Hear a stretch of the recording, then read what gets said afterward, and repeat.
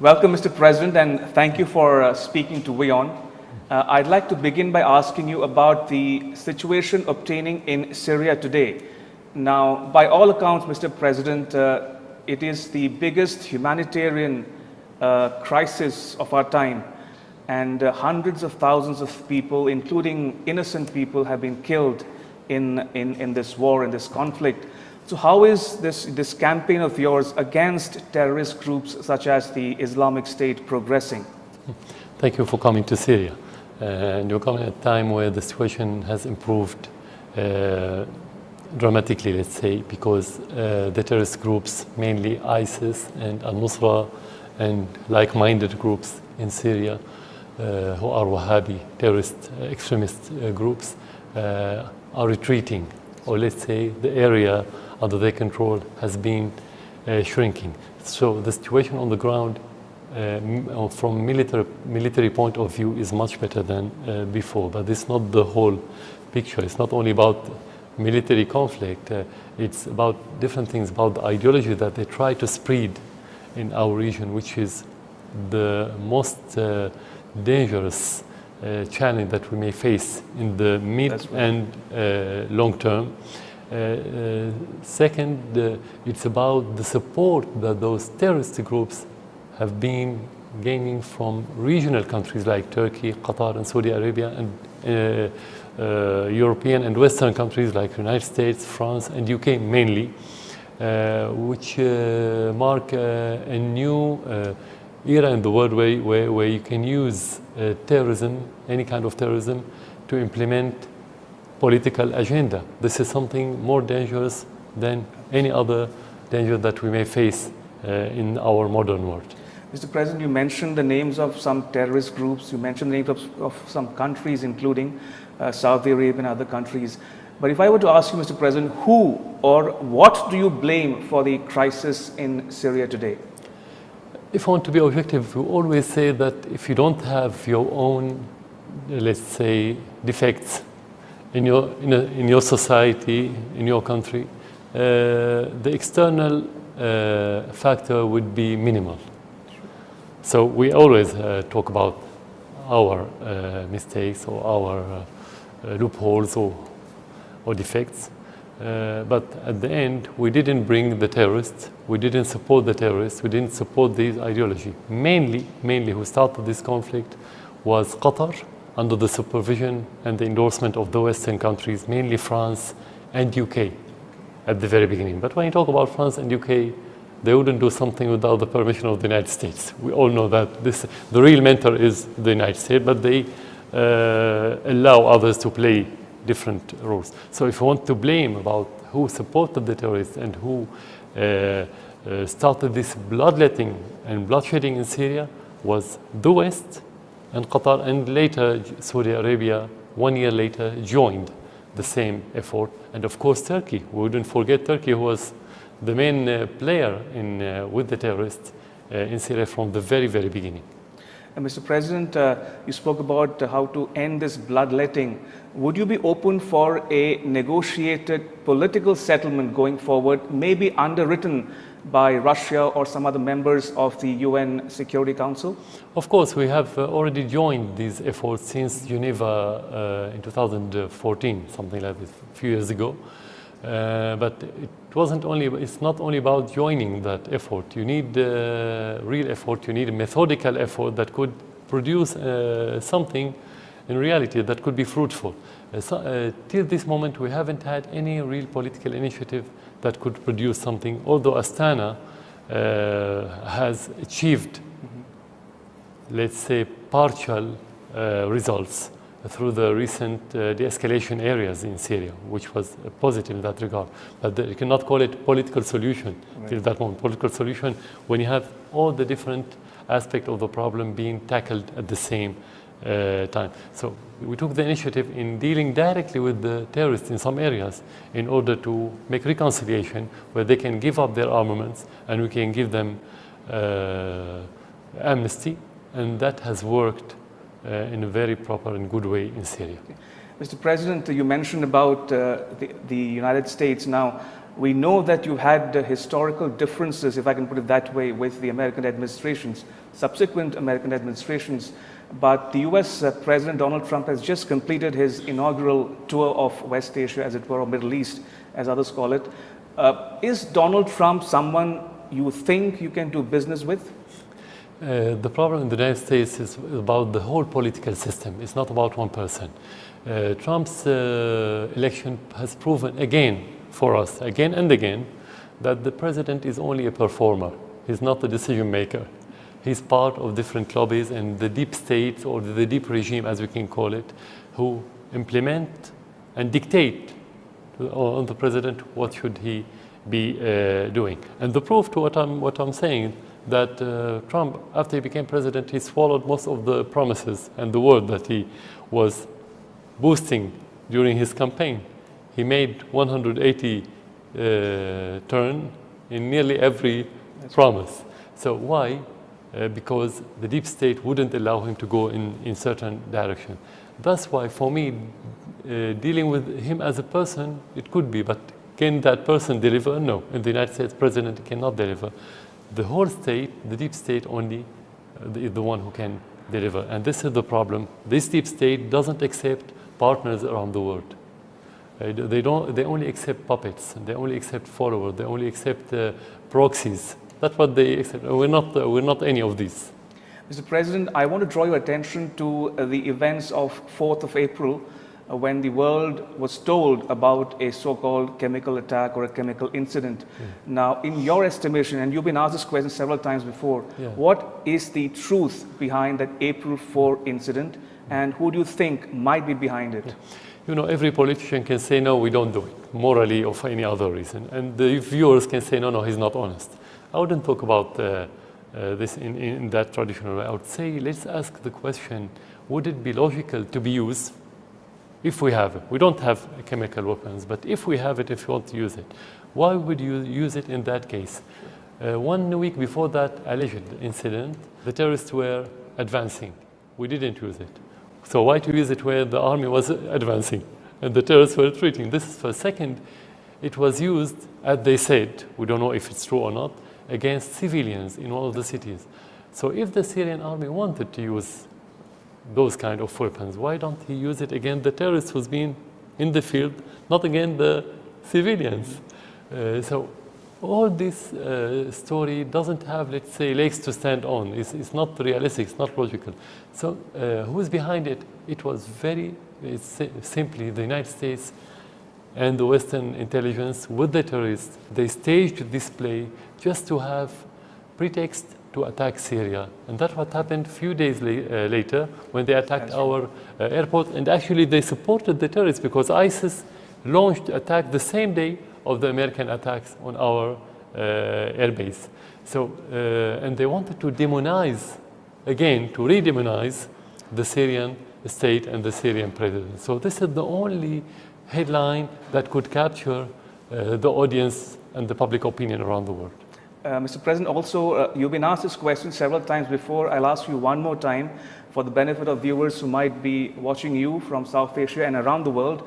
Does Syria have chemical weapons today? Have all your chemical weapons inventory been destroyed by the OPCW? Also, would Syria be holding on to some chemical weapons or hiding it? Your thoughts, Mr. President. Actually, they announced a few years ago that Syria is devoid of chemical weapons. Even John Kerry announced that Syria is free of any chemical weapons. They wouldn't have done so if they weren't sure about this. No, we don't have, and we don't have the facilities now, even if you wanted to do so. Mr. President, on that note, I want to shift your focus away from domestic issues to Syria-India relations. And we know that Syria-India relations have stood the test of time. India in particular has taken a neutral, independent position. It is against foreign intervention of any sort in any domestic crises around the world. It believes in having a non-violent solution to issues. So what do you make of Prime Minister Narendra Modi of India's policies, especially India's policies towards Syria in the recent years? We respect a lot the Indian position because, first of all, it's based on the international law. It's based on the Charter of the United Nations. It's based on the morals of the world, of the human civilizations first, and the Indian civilization second, and the Indian people moral. This is very important. That's the difference between state and regime. The state bases everything, all its vision, all its policy on the ethics of its own people. So we respect the Indian position in that regard. Second, as you just mentioned, very important word, it was independent. In spite of all the pressure, all the Western pressure on every country, including India, to join the embargo against the Syrian people, India wouldn't cease its relation with Syria. And some of the investments still going on in Syria with Indian participation in different sectors because of that independent position. Mr. President, both Syria and India happen to be surrounded by hostile forces or hostile neighborhood. And India knows that Syria has supported India on the issue of Jammu and Kashmir, for instance. But that said, terrorism is common to both countries, and we are victims of terrorism, as we call it.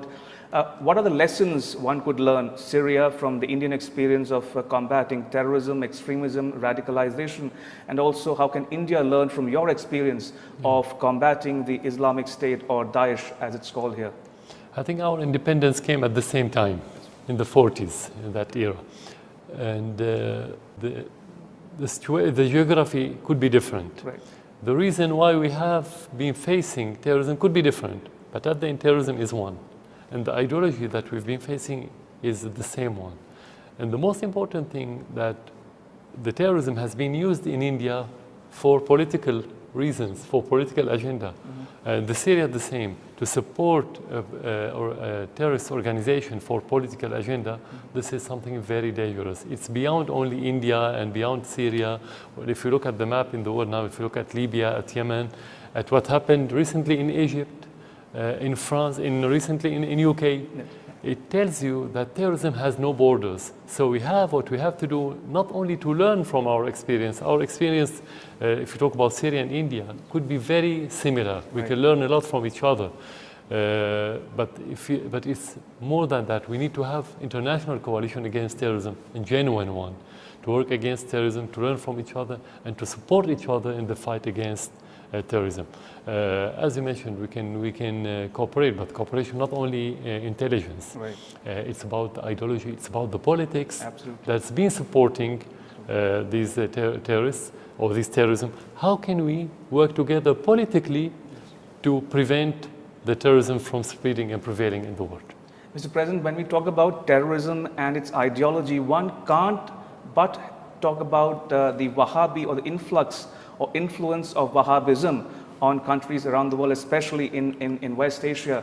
And now, when we talk specifically about countries such as Saudi Arabia, some commentators say that while Saudi Arabia successfully deflected criticism from its own actions, it redirects the criticism to countries such as Iran in the neighborhood. To be precise, the word deflect is not precise for one reason, because when the Saud family created this kingdom, they created it in cooperation and in coordination with the Wahhabi institution. So it's one institution. The Wahhabi institution, the extremism, or the extremists in Saudi Arabia defend this state because it's their state, it's their own states. So it's one. You cannot talk about terrorism and Saud family as two entities. I have to be very frank with you.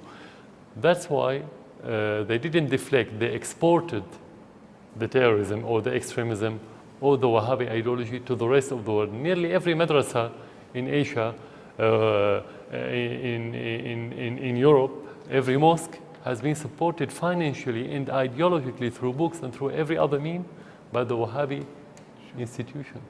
That's why I wouldn't say no, they didn't deflect, they exported. And Mr. President, talking about the contemporary situation obtaining in Syria today, do you see any role at all for India in the reconstruction in Syria? Also, any possible role which you may see or view India as playing in the peace process also? Definitely, definitely. First of all, if we want to talk about the political part, the most important factor for any player to play any role in such a complicated conflict is to have credibility. And India, through the history, has always been credible. Through the different parties that took power in India, we never noted that there's any fluctuation in their policy because it's based on morals and ethics, as I said. So this credibility is a very important factor for India to play a role, not necessarily within Syria, because the Syrian conflict is not only Syrian. Right. The main factors are regional and international. And the most important part of this, that how can we protect the international law? Mm-hmm. So India, as a main country on the political arena today, has to do its utmost in order to protect the international law at the Charter of the United Nations. Through its relation, India has a relation with every country in this world. So with their effort, the effort of their official and the government, they can help in that regard. If you want to talk about the reconstruction, right. As you know, when you have war in any country that destroy much of the infrastructure, the most profitable sector would be the rebuilding. Mm-hmm. And India is welcome to play economic role in the reconstruction of Syria, something that we already started. We started this project in Damascus, and now we are expanding that project in most of the cities in Syria, of course, after the liberation from ISIS and al-Nusra and those terrorist groups. Of course, we will welcome any Indian company. Mr. President, you visited India in 2008, and on that occasion you also visited the Taj Mahal in Agra. When do you plan to visit India next? Would you like to make India your first destination? You seldom travel abroad, so would you like to visit India soon? Of course, definitely, definitely. And the scope of the relation between Syria and India, I would describe it as ample scope, and that was my plan in 2008. And this relation were moving upward. Mm-hmm. Because of the war, things has changed in different way. But of course, after this war, India will be one of the first countries to visit, not because of the scope of the relation, but actually because we have to be faithful to or loyal to every country that was objective and moral in his position toward the war in Syria. And talking specifically about the ongoing campaign against the Islamic State or Daesh, how many more months would you give the Daesh before it's pushed out of your sovereign territory? If you want to talk about our war, regardless of the influence of the external wars, right. ISIS is not very strong. It will take few months, even with al-Nusra. Now the problem that ISIS has been supported by the United States. The United States attacked our army that's been fighting ISIS 3 times during the last 6 months or so. And every time they attack our forces in that area, ISIS attack our forces at the same time and took over that area. So the realistic answer is that depends on how much international support right. ISIS will get. That's my answer. Mr. President, I want to talk a bit about President Assad, the man, the family man. You've been in power for now 17 years. How has this current phase of crisis affected you and your family, your children? What's the kind of conversation that you might be having or they might be having with you about the situation that they see around them today? Everybody would think about the security part of your question. Actually, no. We live in the middle of the city or in the middle of Damascus. My house is not far from here. We've been, like every Syrian, being subjected to every kind of threat, including mortars and other means. So this is not the big issue for us as family. For us as Syrian family, the thing that affected us more than any other thing is the feeling, the pain, the suffering because of the bloodshedding that affected every family, nearly every family in Syria. This is the most important thing. Apart from that is the kind of dialogue that you've had in your family with the children, that they've been grown up on a very strange scene, which is not the natural one, not the normal one, not the Syria that we used to see before the war. So the question would be why, what's happening, why we don't have... And what would you tell them?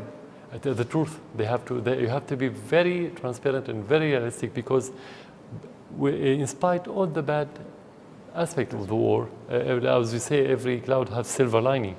It's a lesson. It's a lesson they should learn, because maybe our generation and the previous generation didn't learn from the mistakes. That's why you have your war. They should learn from that lesson in order to protect our country in the future when they are grown up. And Mr. President, you've been in power since the year 2000. It's been 17 years now. And many world leaders have come and gone. President Obama in the US, President Sarkozy, President Hollande in France, and many countries around the world. But you've survived, you've stayed there, you've stayed the course. What's your secret of success? I don't have secret. It's a Syrian secret. It's the public support. If you have public support, you can withstand any storm. That's a very simple fact. If you don't, you would have stood for a few weeks or a few months, not a few years. You cannot. I don't think the battle is the president's battle as the Western media try to portray. It's not my battle. I'm not fighting for my position. I don't care about that position. I only care about the public support. So for us as Syrians, it's a national war. Everybody is fighting for his country, not for the president. This is the secret maybe that the West didn't discover. They were too superficial to analyze the situation in Syria. So actually it's not a secret. It's something they didn't see, but it's not secret. Right. Mr. President, do you ever tend to, chance to look in the rear view mirror, as it were? If you were to go back in time, would you like to do things differently maybe? If you talk about the daily things, you always have different vantage point to look at things. So you can say, I would have done it in a different way. But if you want to talk about the main strategy headlines, like fighting terrorism, of course we're going to fight terrorism. This is constitution, this is the law, and this is our duty as government to defend the people. So we wouldn't discuss this. To have dialogue with everyone, including the terrorists, of course, it's a strategy that we think that has produced positive effects. How can we change or fine-tune this strategy? This is another issue. You can fine-tune it. But as a headline, of course, I would say that was correct. To open up, even with another country like the Western country that allegedly wanted to help Syria, it was correct, but it didn't produce. I think the only mistake that we committed is when we believe that the West has values. This is one of the mistakes that we committed in the past. And we thought some countries like Saudi Arabia could have values, but the only value that they have is the Wahhabi value. Mr. President, there's a lot of narrative about the Western media perceptions about you, personally speaking. Now, we've seen the humanitarian issue or angle from the pictures and videos of children who have been sufferers of this conflict.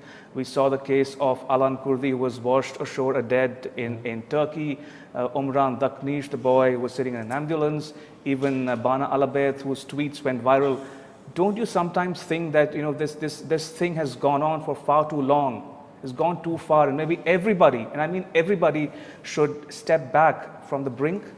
The West, you mean mainly the Western? No, they cannot, because if they do any U-turn or any turn, their public opinion will tell them you are lying. You've been talking about this bad person and this bad government and the killing for 7 years. Now you want to tell us the truth. They cannot tell the truth. So they have to continue till the end with their lies, till these lies will be debunked by their public opinion. They cannot. And Mr. President, have you ever considered a life outside Syria, maybe stepping down, or life outside Syria? Stepping down as president because you came through election will be through election. Or right. When you noted that the Syrian people will not support you, because if they don't support you, you cannot achieve, you cannot produce. This is where you have to leave. Because the situation is not like that, and you're in the middle of the storm, Syria in the middle of the storm, I cannot say I'm going to give up and leave. This is going to be very selfish and very unnational, let's say, if we can call it this way. No, in the middle of storm, you have to do your job as president till the people tell you, go, leave. You cannot help your country. This is where you have to leave. So this is regarding leaving Syria. But for me, personally, to leave Syria, no, it's not an option for me. Since I was young, I was, brought up as a person who can only live in his country, not any other country. Mr. President, the last 17 years, you've been, seen one crisis after another, starting from the 2003 Iraq War till now. Exactly. 17 is a long time. Do you at all make time to relax? Maybe watch a movie, hear some music, spend time with family and kids? The family is a duty. It's not only for relaxation. It's not something. It's not entertainment. It's a duty. You have to find time for your family, like you have to find time for everything. If you don't feel your family, you cannot feel the other families that's been suffering in your country. So of course, but for the entertainment, it's not only a matter of time. It's a matter of feeling. Now you cannot feel the entertainment while everybody is surrounding is suffering from terrorism. It's a matter of psychology. So no, it's not my interest this time. I think most of the families in Syria, they don't have this interest. The interest now is the daily survival for many families. And Mr. President, in conclusion, just a couple of more questions. In your moments of when you're alone with yourself, do you at all think how would President Hafez would have dealt with some situation if he were here today? Do you miss his advice maybe? No, because it's not the first time for us to face the terrorism. We've been facing terrorism before Hafez al-Assad, before President Assad. In the 50s, when the Muslim Brotherhood came to Syria, since that time the conflicts in Syria started in a similar way, but on different scale. So the principle of the conflict is the same. Terrorism is terrorism, extremism is extremism, no matter what names you use for the organizations. The methodology of all those terrorists are the same. That's what I want to say. So President Hafez al-Assad fought those terrorists in the 70s and 80s, and we have to fight them today. And if we fight them 50 years later with another generation, we have to fight them. So I think this is one response and one methodology. Again, it's about the details. The details could be different, not between two eras and two presidents. It could be different from day to day, because when you have such a war, you can have things that been fluctuating or changing in very fast pace. And Mr. President, in conclusion, very few people know that you studied medicine, you're an ophthalmologist. Do you miss your London days? I mean, do you feel like going back in time, as it were? Yeah, but actually, I was ophthalmologist in Syria before I was in London. So I worked 3.5 years in Syria.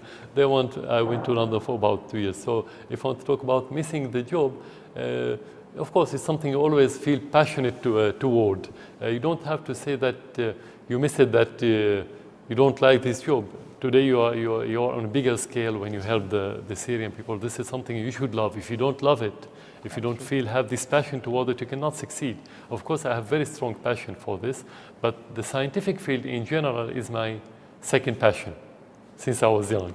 Not only ophthalmology, all the science sector in general. So you always feel this passion, and you feel that you want to know what the update, what the new trends in that field. So, Mr. President, is the worst behind you?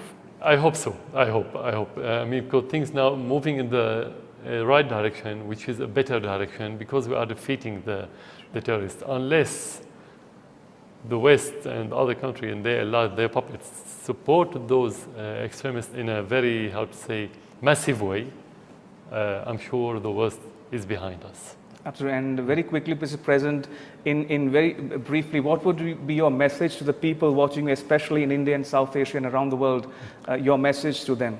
I think during the last few decades, mainly after Bush came to power in the United States, the West tried to promote its society, its political system, its behavior as the minority that the world should follow, socially and politically and every other aspect. I think India, the Indian people, are the one that could be that minority because of the diversity that you have, because of this civilization that's deeply rooted in the history, and because the moral that you base your society and your politics on, because the real democracy that India showed to the world, because of many things, I think India is the one who are ready to lead that direction if they want to set example for any other country to follow. This is my most important message, because we know what the meaning of diversity, because we are a diverse country, but on a smaller scale. On that note, Mr. President, I want to thank you, and it's been a pleasure talking to you. Thank you. Thank you you for so coming to Syria.